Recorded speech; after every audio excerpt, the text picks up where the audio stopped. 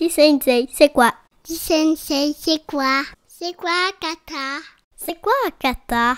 Un kata est un enchaînement de techniques, toujours les mêmes et toujours dans le même ordre. C'est un peu comme la mémoire du karaté-do. Je m'explique. Lorsque quelqu'un ne veut pas oublier quelque chose, que fait-il? Eh bien, il le note. Il l'écrit quelque part. Et parfois, à force de noter des choses importantes, certaines personnes en font un livre.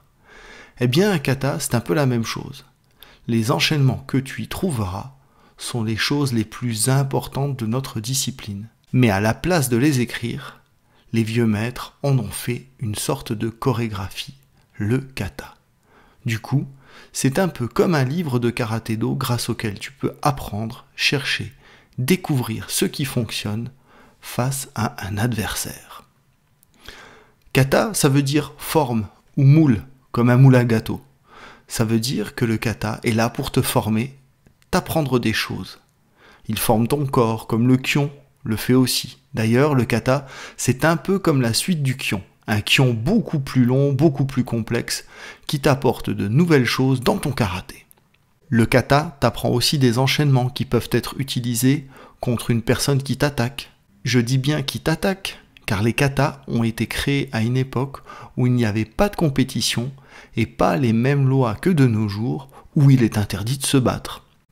Les enchaînements qu'on y trouve sont faits pour se défendre contre quelqu'un qui voulait vraiment faire du mal. Et du coup, lorsque les maîtres arrivaient à se protéger, se défendre et se débarrasser de leur adversaire, ils le notaient, pas avec un stylo et un livre, mais ils rajoutaient cet enchaînement dans leur kata. En Shotokan et d'autres styles, ces explications se sont perdues. C'est à chaque élève de redécouvrir ce que voulait dire le kata. Pour moi, le kata, c'est comme un sensei, mais un sensei qui ne dit rien, un sensei qui me demande de faire des choses, qui me demande de réfléchir et de comprendre par moi-même.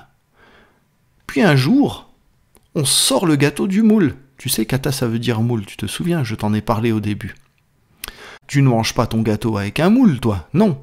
Eh bien, comme un beau gâteau qui est prêt, tu tiens tout seul. Le kata t'a formé et tu n'as plus besoin de lui. Tu as appris tout ce que tu devais savoir, du moins pour un moment. En karaté-do, il y a un grand nombre de katas. Dans le style que je pratique, en Shotokan, on dit qu'il y en a 26. Et toi, tu connais quoi comme kata? As-tu déjà fait un bunkai? C'est quoi un bunkai? Oh, c'est une jolie question à laquelle je répondrai après les vacances d'été. En attendant, je te souhaite un très bel été et je te dis à bientôt. Arigato, sensei. Arigato, sensei.